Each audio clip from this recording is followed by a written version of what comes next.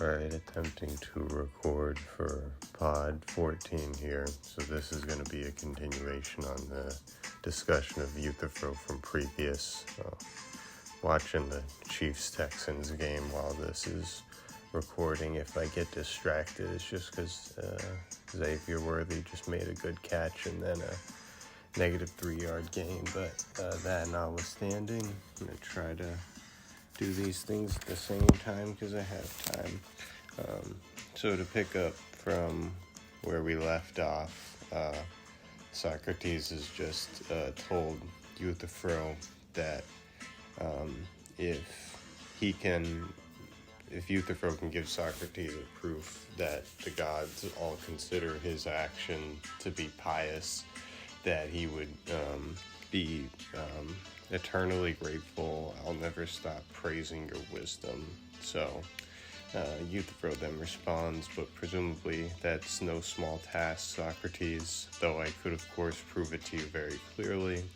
Socrates says, I understand. You think I'm a slow learner, or a slower learner than the jury, since it's clear you'll prove to them that those actions of your fathers were unjust and that the gods all hate them. So again here, Socrates is making clear what the stakes are, and Euthyphro says, I'll prove it to them very clearly. Socrates provided they'll listen to what I say, and then Socrates says, they'll listen all right, provided you seem to speak well, but a thought occurred to me while you were speaking, and I'm examining it in my own mind. Suppose Euthyphro so taught me that I became thoroughly convinced that all of the gods do consider a death like that to be unjust. What more would I have learned from Euthyphro about what the pious and the impious are? That action would indeed be God-hated, so it seems, yet it becomes evident just now. Chiefs just kicked a field goal. Becomes evident just now that the pious and the impious aren't defined by that fact, since it became evident that what's God-hated is also God-loved. So I'll let you off on that point, Euthyphro, if you like. Let's suppose that all the gods consider the action unjust, and that they all hate it. Is that then the correction we're now making in this account? That what all the gods hate is impious, while what they all love is pious, and that whatever some love and others hate is neither or both. Is that how you'd now like us to define the pious and the impious? So that's a long Socrates paragraph right there, where he says at the beginning, they'll listen to you, especially if you speak well.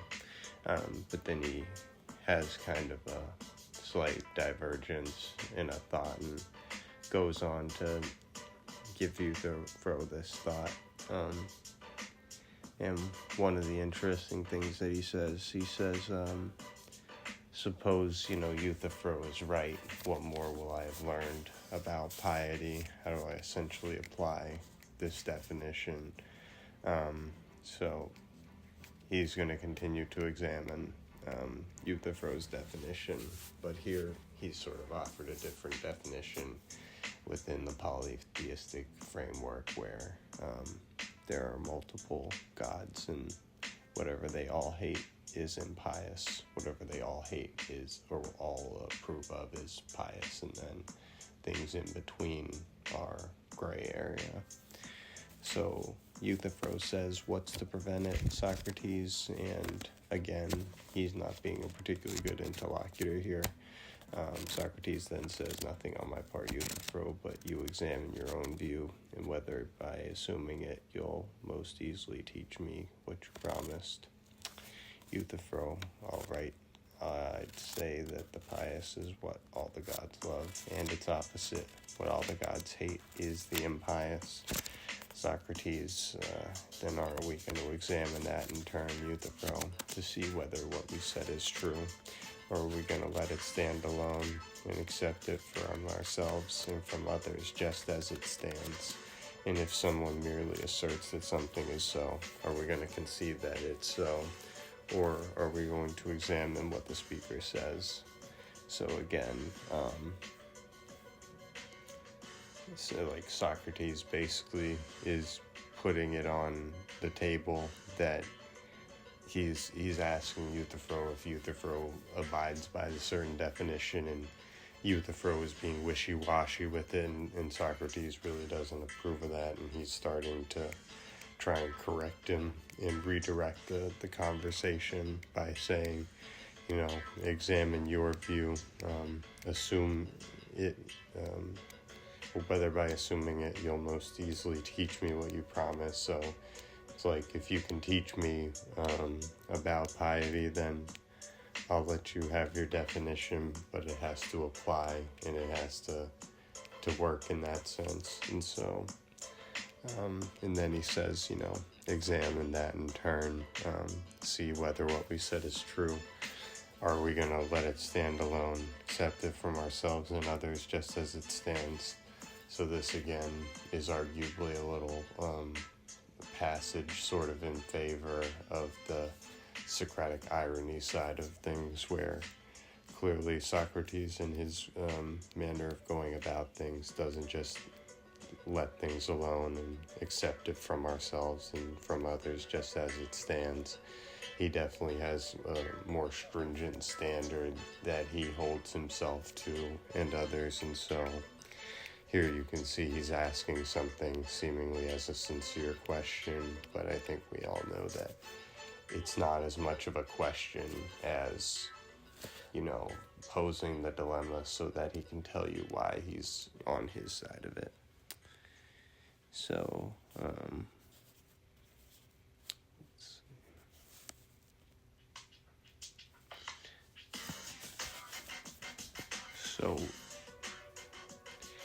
then Euthyphro says, we're going to examine it. However, I, for my part, think that this time what we said is true. Socrates responds to him, soon my good friend will be better able to tell. Consider the following. Is the pious loved by the gods because it's pious, or is it pious because it's loved? So this is sort of the famous sort of posing of the question, is the pious loved by the gods because it's pious, or is it pious because it's loved? And Socrates is trying to get a more precise definition on the nature of piety, arguably where piety comes from, etc., etc., etc. And so he's trying to get clarity on, for example, do the gods get to just arbitrarily decide what the pious is, or essentially do the gods adhere to a certain objective standard that is controlling for them, and therefore that standard is actually what piety truly consists of, because the gods loving it is essentially coincidental to the nature of the pious. So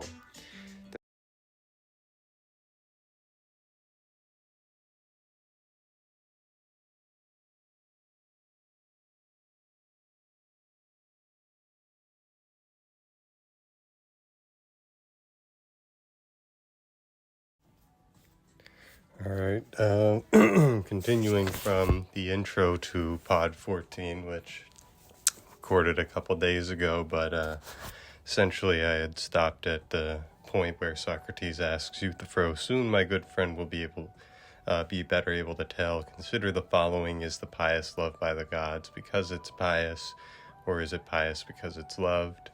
Euthyphro, I don't know what you mean, Socrates. And this is where Socrates gets into a bit of a arcane sort of ancient Greek, peculiarly ancient Greek sort of discussion, and it's slightly hard to follow from a modern, especially informed by the English language perspective. So let's roll through this and see if Socrates really puts this more clearly.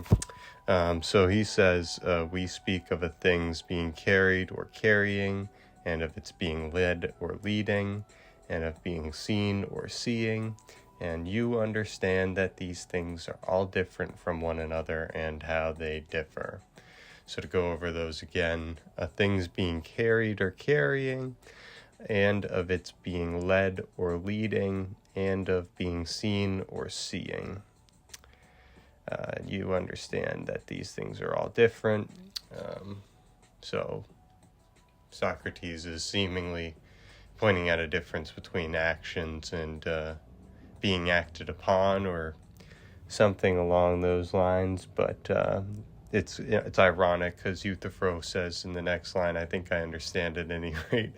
And I have a comment here that says, LOL, come on, bruh, you dumb AF. But, Euthyphro is clearly struggling at this point in the whole thing. So, he's going to go along with whatever Socrates says at this point.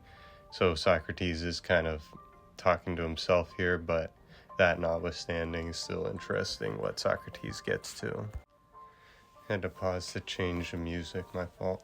But anyway, after Euthyphro says he thinks he understands, Socrates says, then is there also something that's loved, and is it different from something that's loving? Euthyphro says, certainly. Socrates says, then tell me whether the carried thing is a carried thing because it's carried or because of something else. Euthyphro, no, it's because of that. Socrates, again, the led thing is so, then because it is led, seen thing because it's seen. Of course, from Euthyphro. Socrates, so it's not seen because it's a seen thing. On the contrary, it's a seen thing because it's seen. Nor is it because it's a led thing that it's led. Rather, it's because it's led that it's a led thing. Nor is something carried because it's a carried thing. Rather, it's a carried thing because it's carried. So is what I mean completely clear, Euthyphro? I mean this. If something's changed in some way or affected in some way, it's not changed because it's a changed thing. Rather, it's a changed thing because it's changed. Nor is it affected because it's an affected thing. Rather, it's an affected thing because it's affected. Or don't you agree with that? And so it can be slightly hard to see where Socrates is going with this, but remember the question is the pious loved by the gods because it's pious, or is it pious because it's loved?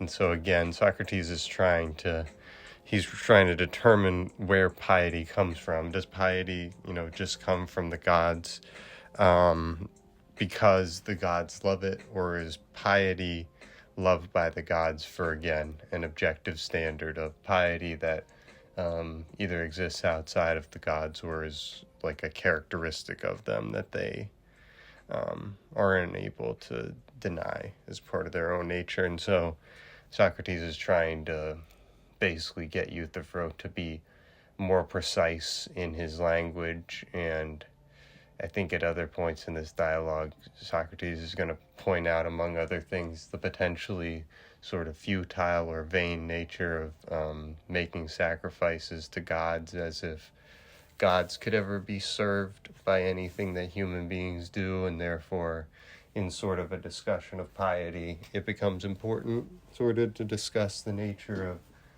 sacrifices, their efficacy, what their intents are, and whether they're being done properly is usually a big concern of pious people. And Socrates is, I think, going to argue essentially there's no service that we could render to the gods that would truly be pleasing to them if we kind of think about what the gods are in a more ordered way. This is why I think that when I think of somebody like, blanking on the name of the Epicurus. Yeah, when you think of Epicurus, you can really think of him as a certain adherent to a version of Platonic philosophy that's very interesting, and I'm a big fan of Epicurus in a lot of ways. And at any rate, though, I'm starting to get a little bit off the track here, so we're seeing, though, that in this last paragraph, again, it's not seen because it's a seen thing. On the contrary, it's a seen thing because it's seen. So Socrates is he's sort of stumbling over the Greek language of it, but in English it seems like a very strange set of arguments, but it really does make sense when you think about it, because what he's saying is that, let's say I'm seeing an object that's on my desk. You know, it's a seen thing because it's seen. It's not seen because it's a seen thing. So in other words, its nature is not to be seen. Seeing is an act done by somebody, and that makes something a seen object. And therefore, Socrates is just trying to get more precise with the language so that we don't end up making arguments that, I mean, this could be sort of an early allusion to sort of denying the antecedent or affirming the consequent sort of arguments that are logically fallacious by their form, even though most people could be tricked into assenting to such logically fallacious arguments, because logic is not intuitive enough on a commonality person-to-person basis such that people have this as a common understanding. But again, this whole paragraph is, well, I wrote here as my note, act prior to descriptor. So this kind of goes to more metaphysics and yada, yada, yada, which I don't want to get into that too much right now. But what I think Plato and Socrates is the mouthpiece for this. But what they're saying here is that when we're talking about things in a precise way, the doing of something is prior to the description of it, and therefore in certain circumstances, especially material circumstances, the act is prior to sort of the knowledge of it, at least in some sense. And so, there's like that transmission between, whether it's the waves of light or whatever the stimuli are, but the act happens and then the apprehension occurs and then description happens afterwards. And through this, Socrates is going to demonstrate that Euthyphro has a bit of a confused understanding of piety. So Euthyphro tells him that he does agree that it is affected, nor is it affected because it's an affected thing, rather it's an affected thing because it's affected. Euthyphro says, I do agree with that. Socrates then says, then isn't it a love thing too, or isn't a love thing too either a thing changed or a thing affected by something? Euthyphro says, of course. Socrates, and so the same holds of it as of our earlier examples. It's not because it's a loved thing that it's loved by those who love it. Rather, it's because it's loved that it's a loved thing. Let me restate that paragraph. I stumbled over my words a little bit. And so the same holds of it as our earlier examples. It's not because it's a loved thing that it's loved by those who love it.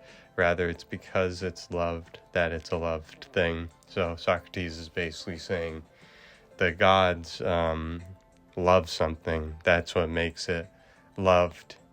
It's not a loved thing that it's loved by those who love. So he's pointing out that Socrates is, I think, pointing out that there's problems with both horns of the sort of the dilemma of the piety issue that he's posed here, of whether piety essentially comes from the gods themselves arbitrarily deciding, or whether the gods adhere to external, sort of more objective standards. But Socrates is poking away at this, and this is the Socratic method of asking basic questions that over time undermine these seemingly sophisticated opinions that, when they're truly examined, don't really hold the water that people think that they do. And in this case, Euthyphro thinks his opinions on piety hold so much water that he's literally prosecuting his father on the basis of them. So, you could be a liberal and say, well, let people think what they want. And, let Euthyphro go into the assembly and make his prophetic, mantic, friggin' pleadings and his yada yada. What's the harm in that? Yeah. What's the harm in that?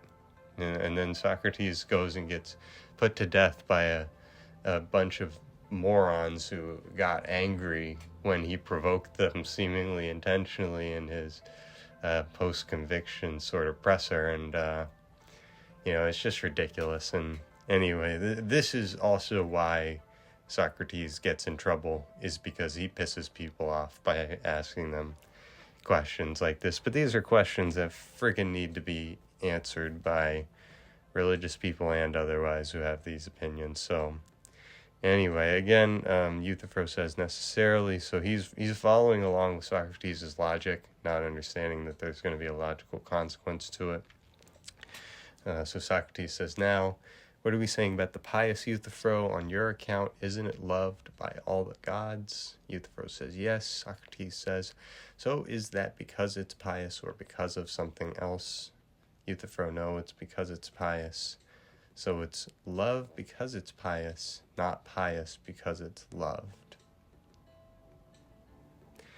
Euthyphro says, apparently. Socrates, on the other hand, what's God loved is loved. That is to say, God loved because the gods love it.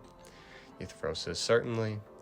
Socrates, then the God loved is not what's pious, Euthyphro, nor is the pious what's God loved as you claim, but one differs from the other.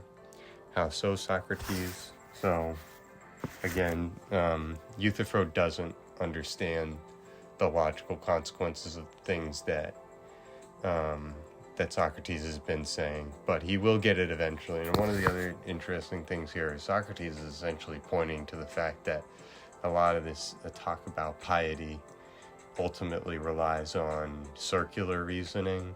Essentially, if you believe it's true, then it becomes true by virtue of kind of a conditional proof sort of truth to it, where it has the conditional truth of, if the conditions were true, then it would be true. But again, Socrates is kind of pointing out you have contradicting opinions here, and they all stem from the same set of beliefs. Therefore, you just have a contradiction in those beliefs, and you have to resolve them in order to have a legitimate opinion. So let's just continue to roll through this, because again, this section is a little bit tedious in that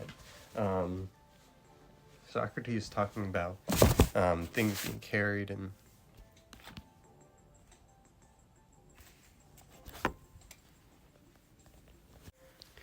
sorry about that, got distracted by an ambient noise. But anyway, I was just going to say we should just kind of keep it moving as far as this section is concerned, because again, the arguments are a bit arcane and sort of they're logical in form, and that means that they're slightly difficult to follow, and they're technical, and Euthyphro is not, acquitting himself awful well here. But again, Socrates in his last thing is basically indicating, well, based on what you're saying, then piety is still another standard apart from the gods. It's something that the gods refer to, and therefore, Euthyphro, I'm asking you to answer the damn question. What is piety? What is this thing that the gods, so revere, etc.? And that's the context of this. So Euthyphro says, how so, Socrates? And then Socrates says, because we agreed that the pious is loved because it's pious, not pious because it's loved, didn't we? Euthyphro says, yes. Socrates, the God loved, on the other hand, is so because it's loved by the gods. It's God loved by the very fact of it being loved, but it's not because it's God loved that it's being loved. Euthyphro says that's true. Socrates, but if the God loved and the pious were really the same thing, my dear Euthyphro, then if the pious were loved because it's pious, what's God loved would in turn be loved because it's God loved. And if what's God loved were God loved because it was loved by the gods, pious would in turn be pious because it was loved by them. But as it is, you can see that the two are related in the opposite way, as things entirely different from one another. For one of them is lovable because it's loved, whereas the other is loved because it's lovable. And so, Euthyphro, when you're asked what the pious is, it looks as though you don't want to reveal its being to me, but rather to tell me one of its affections, that this happens to the pious, that it's loved by all the gods. What explains its being loved, however, you still haven't said. So please don't keep it hidden from me, but rather say again from the beginning what it is that explains the pious's being loved by the gods or having some other affection, for we won't disagree about which ones it has. Summon up your enthusiasm then, and tell me what the pious and the impious are. So, Socrates has just about dunked on Euthyphro here, and what he's doing again, he's telling Euthyphro that, you're telling me that the gods all love piety. You're telling me, you're basically.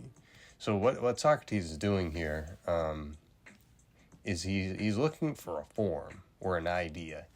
And he's looking for a form idea of piety. And he wants to discuss piety in itself. Now, that sort of language of in itself is loaded, because it basically, in modern terms, refers to the Kantian noumenal object, the thing in itself. But I think in the original Platonic philosophy tradition of things, to talk about to talk about it is more so, it's meant to isolate the issue, essentially, instead of talking about piety and then coloring it with discussions of justice and the good and this, that, and the other.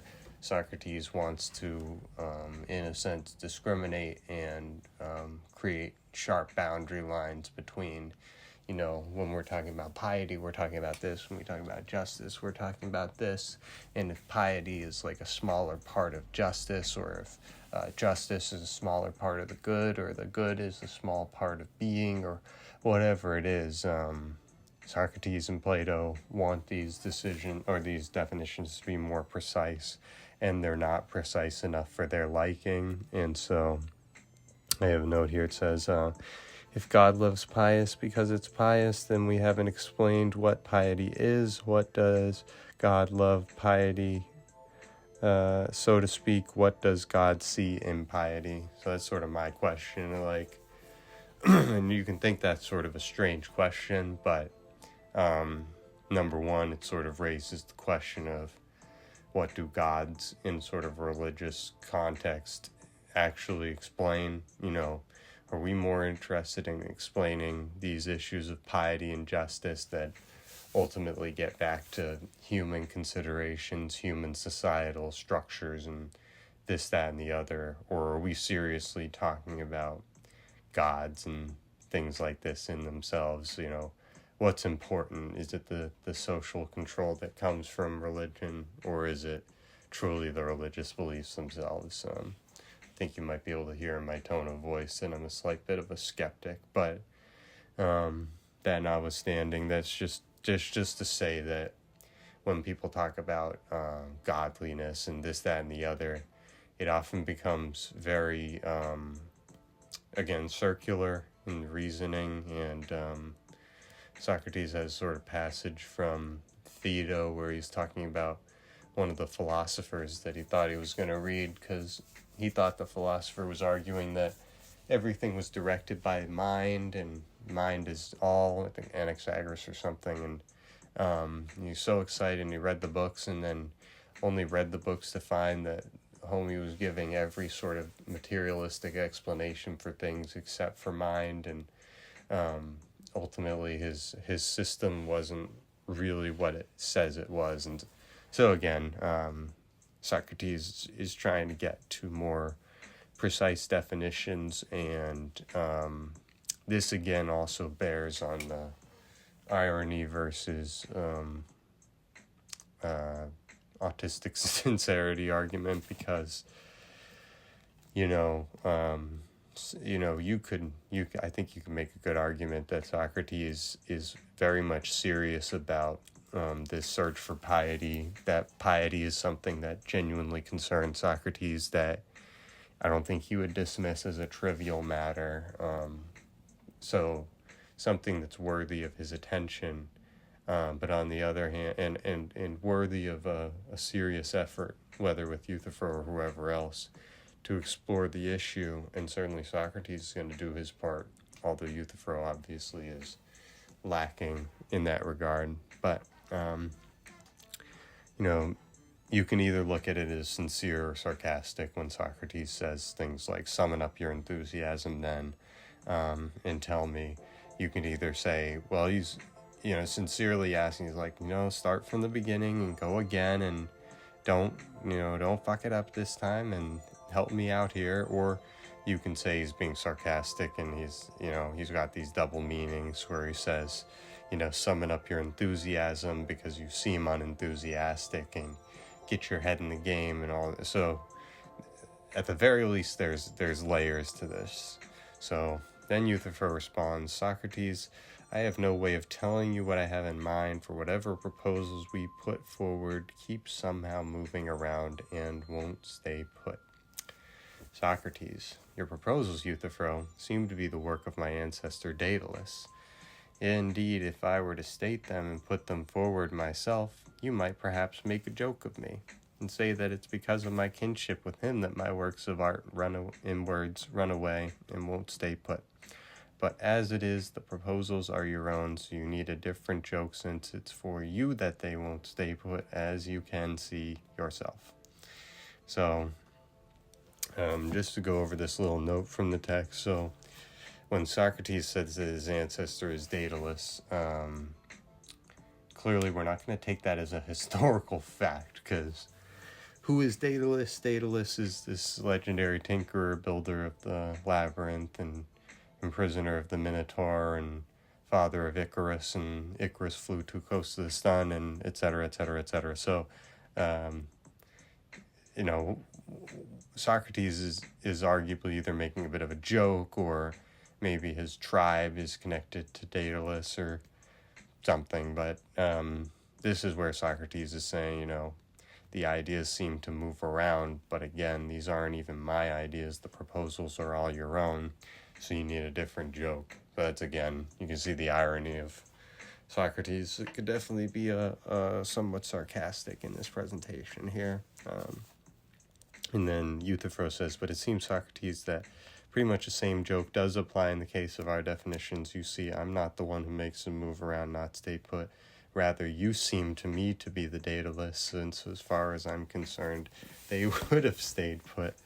So Euthyphro's basically complaining that his easy definitions are running into some difficulty in the light of reason, that is, having the homie Socrates there questioning what you're saying.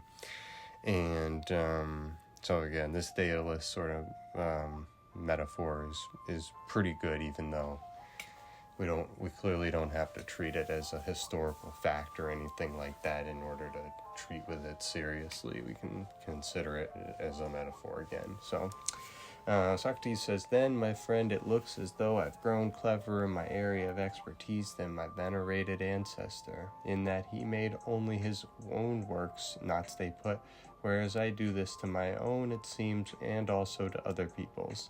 And the most subtle thing about my area of expertise is that I'm wise in it without wanting to be. You see, I'd prefer to have accounts stay put and be immovably established for me than to acquire the wealth of Tantalus and the wisdom of Daedalus combined. But enough of this, since you seem to me to be getting sated. I'll do my best to help you teach me about the pious, and don't give up before you do. See whether you don't think that the pious as a whole must be just. So again, that's what I was saying a few minutes ago. Socrates is hinting piety is a part of justice, and then, also here, interesting to note, Socrates is making essentially a pun jokes about acquiring the wealth of Tantalus, wisdom of Daedalus, and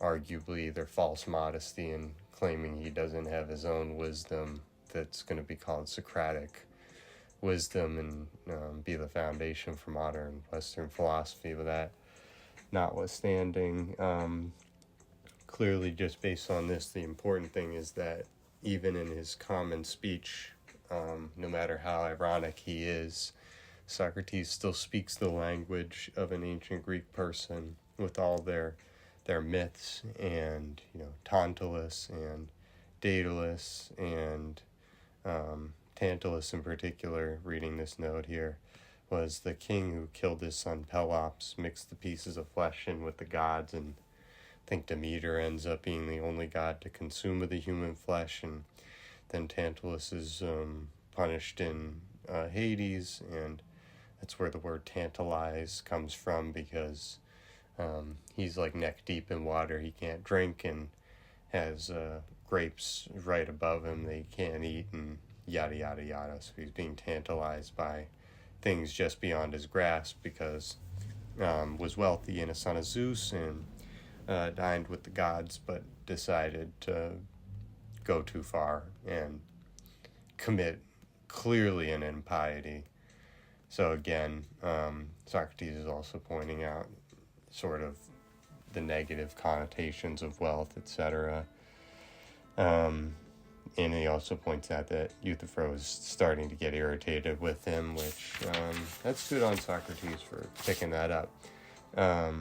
But again, so Euthyphro agrees that the pious as a whole must be just, and then Socrates says, then is the just as a whole also pious, or while the pious as a whole is just, is the just as a whole not pious, but part of it is pious and part of it something else?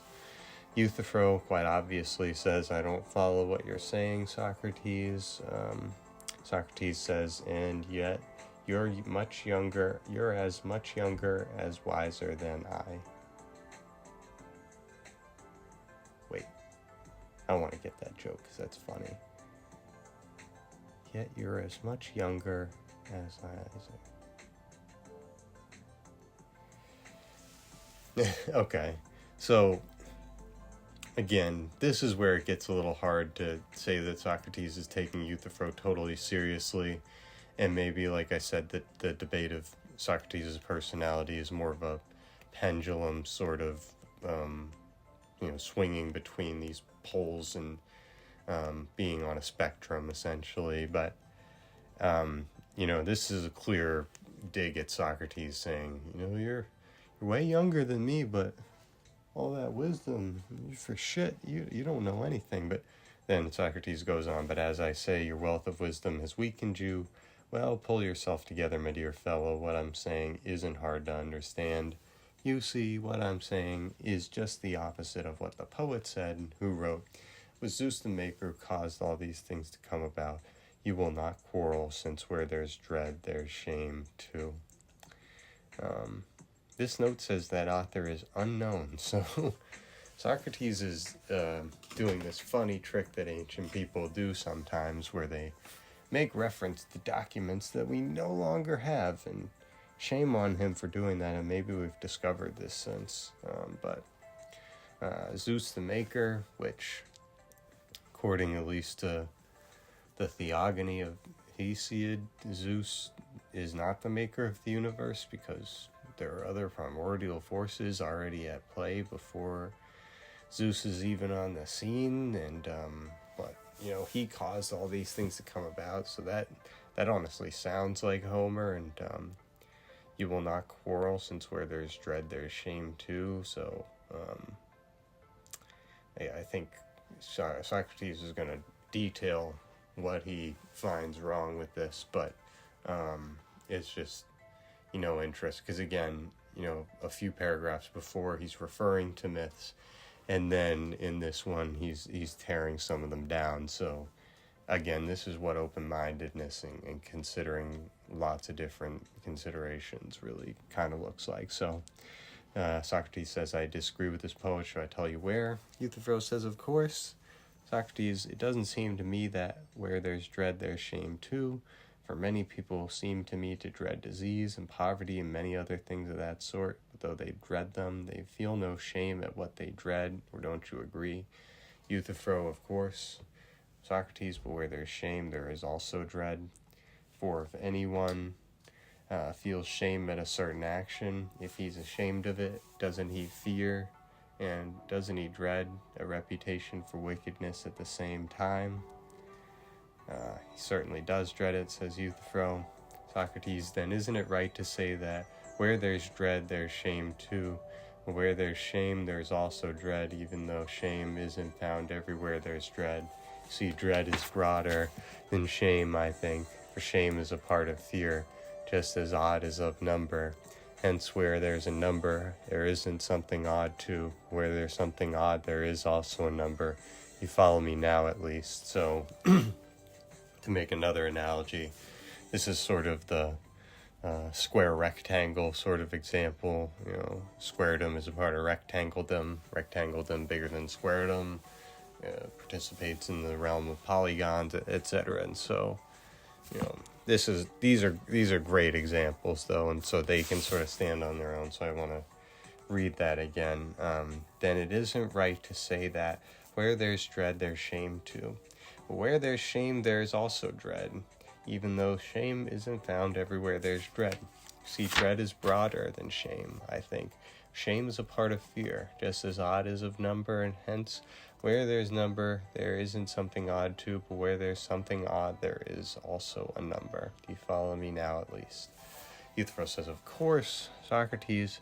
Well, that's sort of the thing. Well, that's the sort of thing I was asking just now. Whenever there's something just, is there also something pious? Or is something just whenever it's pious, but not pious whenever it's just, because the pious is part of the just? Is that what we're to say, or do you disagree? Euthyphro: no, let's say that, since it seems to me you're right. So, again, Euthyphro is just rolling along with it, not considering the consequences. Socrates then considered the next point. If the pious is part of what's just, we must, it seems, find out what part of the just the pious is. Now, if you asked me about one of the things we just mentioned, for example, which part of number is the even, that is to say, what sort of number it is, I'd say that it's any number not indivisible by 2, but divisible by it, or don't you agree?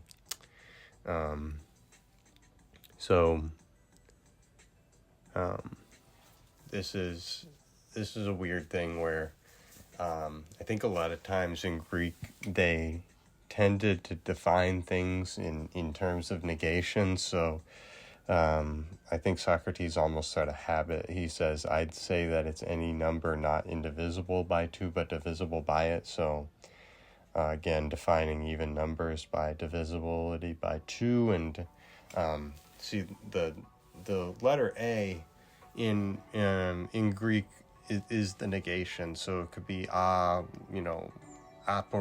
or aletheia or whatever these terms are. But alex, there's all sorts of terms in the Greek language that make more sense why Socrates is defining by negation, at least at first. So Euthyphro goes along with his definition. Then Socrates says, then you try to teach me in the same fashion what part of the just is pious. Then we can tell Miletus not to treat us unjustly any longer, nor indict us for impiety, since I have now been sufficiently instructed by you about what things are holy and pious and what aren't. And Euthyphro says, well, then it seems to me, Socrates, that the part of the just that's holy and pious is the one concerned with tending to the gods, while the remaining part of the just is concerned with tending to human beings. So Euthyphro has kind of not done what Socrates said, and again, you can see that by the fact that Euthyphro is kind of he's kind of bifurcated the issue rather than defining justice and then finding piety in a small part of justice. So again, he hasn't done this correctly, but he's sort of, again, a lot of Euthyphro's answers hint at answers that would be common to religious people and religious ideology in general, that holiness or piety is concerned with tending to the gods, and the remaining part of the just is about tending to human beings. So that means justice is about tending to various responsibilities, whether they're to responsibility of the gods, responsibility of humans, etc. But that justice is tending or care, essentially. So Socrates says, you seem to me to put that very well, Euthyphro, but I'm still lacking that one small piece of information. See, I don't yet understand what this tending is that you're talking about. Surely don't mean it in just the way that there's tending to other things, there's tending to the gods too. We do speak this way, don't we? We say, for example, it is not everyone who knows how to tend horses, but only horse trainers. Isn't that right? So Socrates is about to arguably get off into one of his rants that he gets on a lot in these dialogues, where he talks about everybody essentially being in their right place, the issue of expertise, in that essentially we only go to the experts when we're looking for expertise, aka therefore why do we go to the broader public when we have political questions, is sort of a political consequence of this sort of thinking. But again, Socrates, brilliant here, points out that Euthyphro still hasn't explained the tending thing, and he's basically going to say, we tend to horses because we benefit them, but what would tending to the gods really benefit them? So Socrates says, horse training is expertise in tending to horses, nor does everyone know how to tend to dogs, but only dog trainers, because dog training is expertise in tending to dogs, and cattle breeding is expertise in tending to cattle. So Euthyphro is just saying yes or of course to all this stuff, and then Socrates says, well, but piety or holiness is tending to the gods, Euthyphro. That's what you were saying. Euthyphro says it is, Socrates, but doesn't all tending accomplish the same end? I mean, something like some good or benefit for what's being tended to, as you see that horses tended to by horse trainers are benefited and made better. Or don't you agree that they're better off? So this is arguably foundational for even Aristotle's Nicomachean ethic. All actions aim at a good. Doesn't all tending accomplish the same end? Doesn't it aim at a good, essentially? So this is, again, you can see the commonalities really through these three major ancient Greek philosophers of Socrates, Plato, and then Aristotle, that a lot of these ideas really are consistently carried through, and differences between the various systems are honestly more so of style in a lot of cases than true substance. But that notwithstanding, let's just kind of keep rolling along. So Euthyphro agrees with this, and this is tedious. So Socrates then goes over the dogs example as well, and that we're aiming to benefit the dogs, and then he says, then if piety is tending to the gods, does it benefit the gods and make the gods better? Would you concede that whenever you do something pious, you're making some god better? So this is what trips Euthyphro up. Euthyphro says, no, by Zeus, I wouldn't. And this is good, at least from Euthyphro, because at least he didn't say yes on this one like a complete idiot. He does recognize now the logical inconsistency here, and he's going to essentially realize there's no service you can render for the gods that's worth their time. So Socrates says, no, I didn't think that's what you meant, Euthyphro, far from it, but it is why I asked what you did mean by tending to the gods, because I didn't think you meant that sort of tending. Euthyphro says, and you were right, Socrates, that's not the sort I meant. Socrates says, all right, what sort of tending to the gods would the pious be? Euthyphro, the very sort of tending, Socrates, that slaves provide to their masters. So I have here a note that says religion, slave mentality, or morality, which that's sort of a reference to Nietzsche and stuff, but again, this is sort of the countercultural sort of really just revolutionary sort of thinking, where Socrates is putting this in the mouth of a religious person, but he's trying to point out that religious ideology tends to be very similar to the sort of, slavish service to a master sort of thing. And then Socrates says, I understand that it would seem to be some sort of service to the gods. So Euthyphro says, it is indeed. Socrates, now could you tell me about service to doctors? What result does that service, insofar as it is service, aim to produce? Don't you think it aims at health? So Euthyphro says, I do. What about service to shipbuilders? What result does the service aim to produce? Clearly, Socrates, its aim is a ship.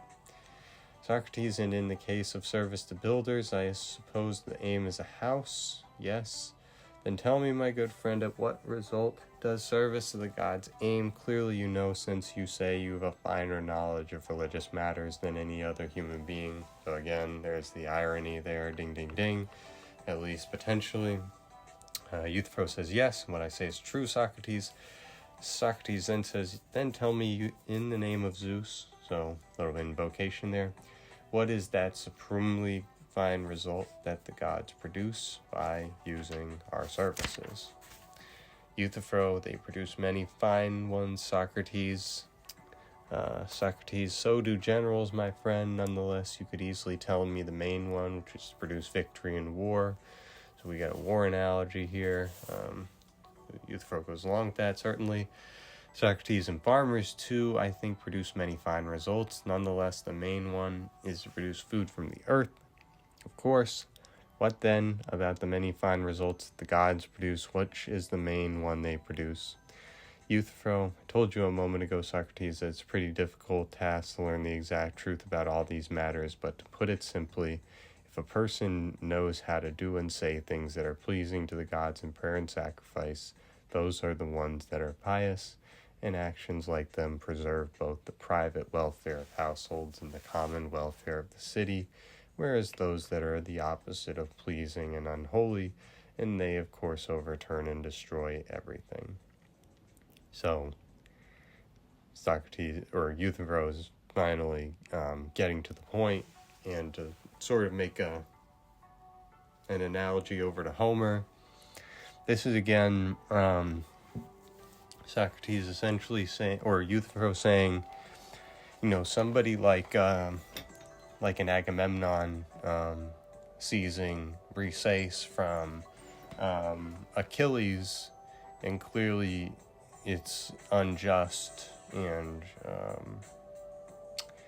but even his seizure and his holding of Chryseis actually is viewed as this impiety, and that we have this common understanding of preserving private welfare of households, common welfare of the city, the idea that impious people essentially put everybody at risk around them, kind of like a modern contagious disease sort of consideration.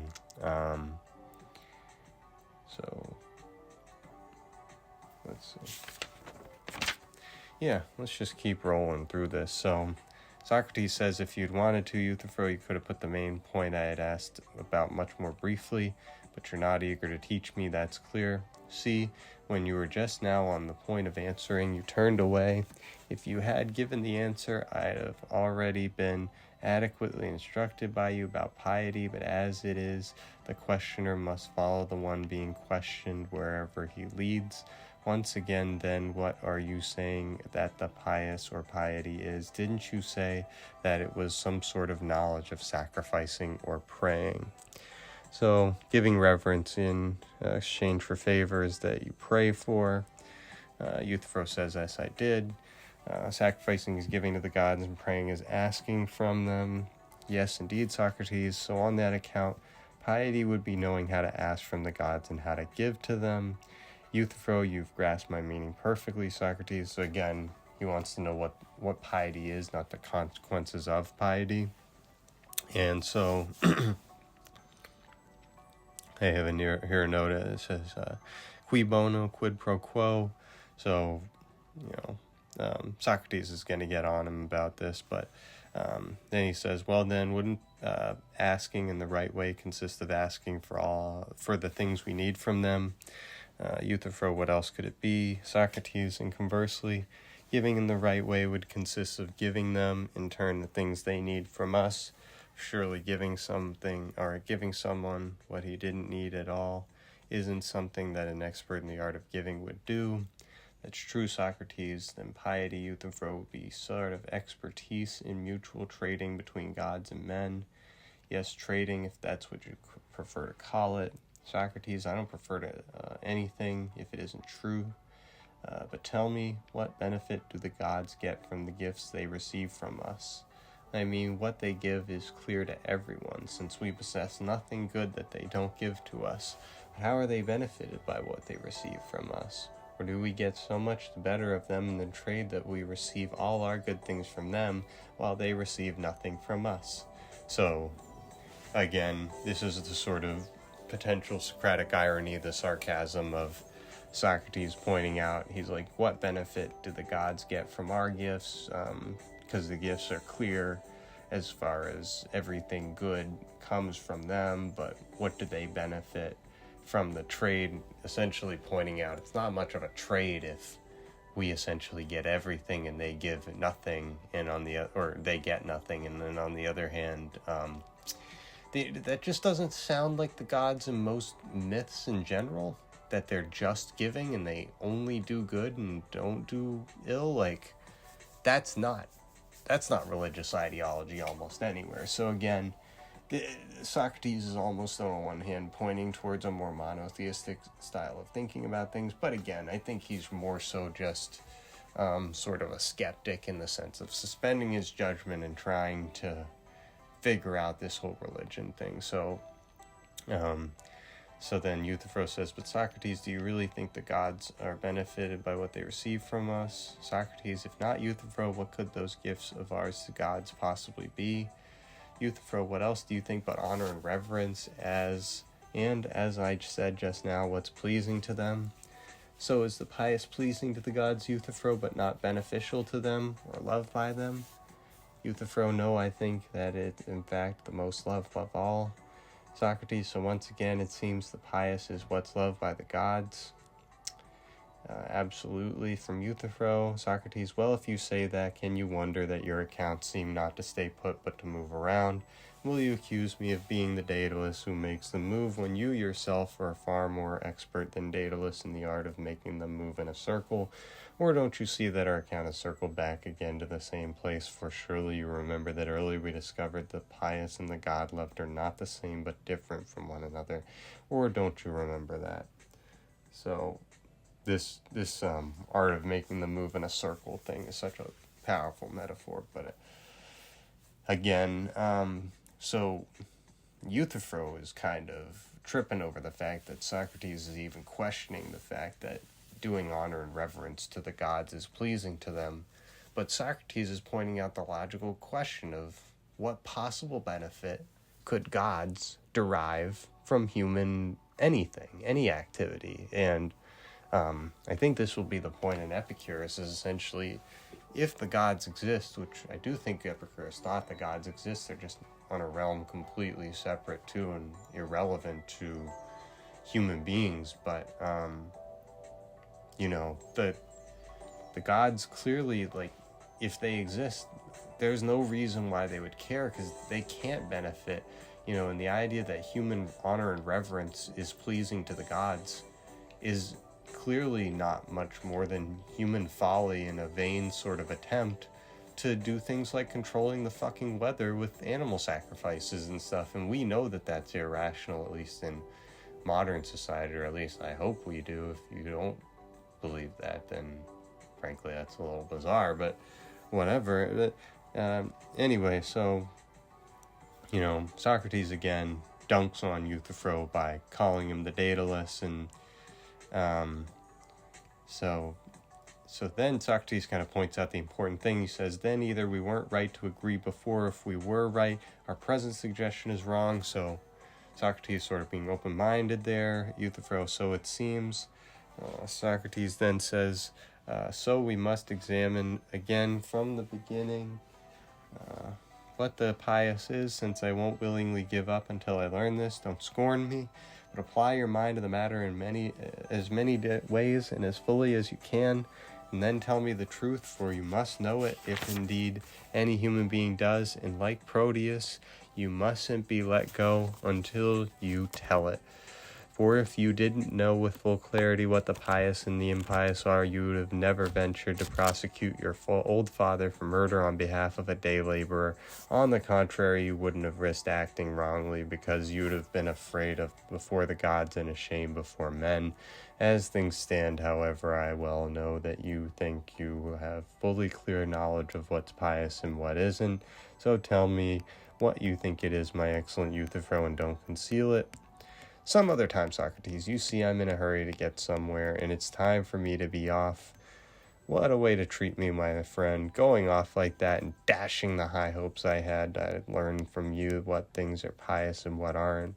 Then I'd escape Miletus's indictment by showing him that Euthyphro has now made me wise in religious matters, and ignorance would no longer cause me to improvise and innovate about them. What's more, I'd live a better way for the rest of my life.